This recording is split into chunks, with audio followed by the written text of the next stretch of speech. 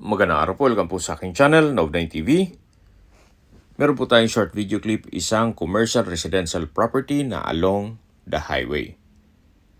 May lot area po ito na 5,401 square meters. Ito po'y titulado, kaya wala po kayong maging problema sa documentation o sa transfer ng title.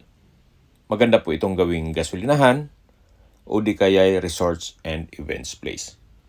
Napakatahimik po ng lugar, sariwa ang hangin at malamig po ang klima.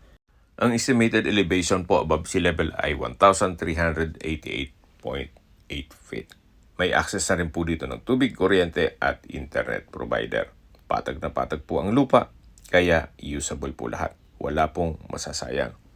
Marami po itong fruit-bearing trees gaya ng saging, nyog, langka at marami pong iba. Binebenta po ito ni owner sa halagang 6,000 pesos per square meter. Kung may mga katanungan po kayo, tawag lang po kayo sa aking numero. Maraming salamat po.